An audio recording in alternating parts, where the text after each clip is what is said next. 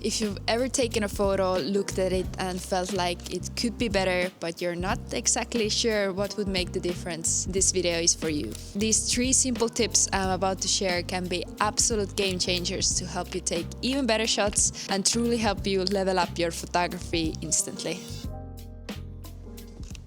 Step 1. Light. During my photo shoots, the very first thing I think about is light. Where it's coming from and how can I use it? It can be the sun, street lights, any artificial lights, even candles, literally anything. So I always work around the light that I have. So in a really realistic situation, if I have gray and cloudy day, I wouldn't pick really narrow and dark street as my backdrop when I don't have any light sources available. So naturally, I try to find wider streets or open spaces or even lighter walls that bounce light back.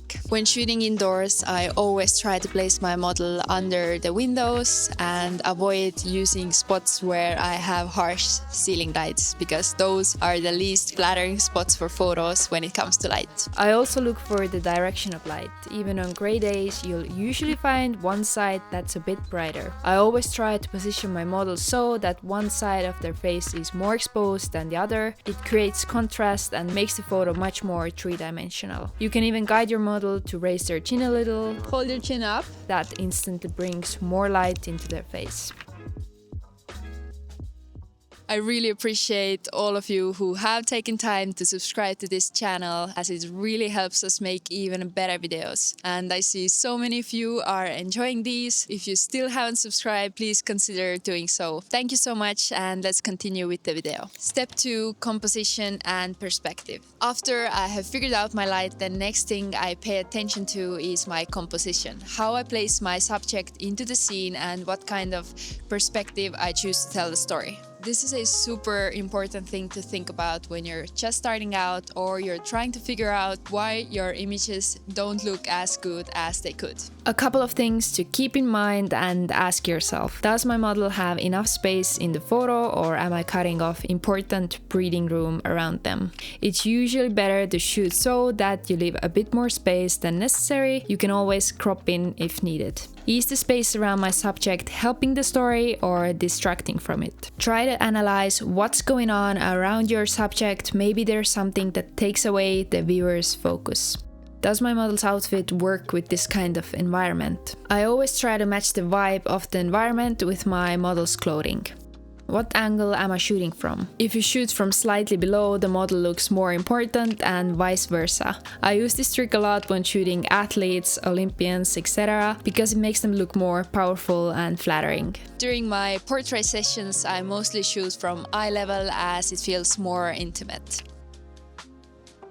Lens choice plays a big role too. A wide angle on a narrow street gives you that wide lifestyle feeling with lots of surroundings. And for example, 85mm compresses the background and makes the shot feel more intimate and focused. So same location, totally different outcome. By the way, if you want to get the same colors and look as all these photos you have seen in this video, they were all edited with my Lightroom presets. I use them for all my Instagram and client work, and they help me get cinematic and natural colors with just a few clicks. I'll leave the link below if you want to check them out after this video.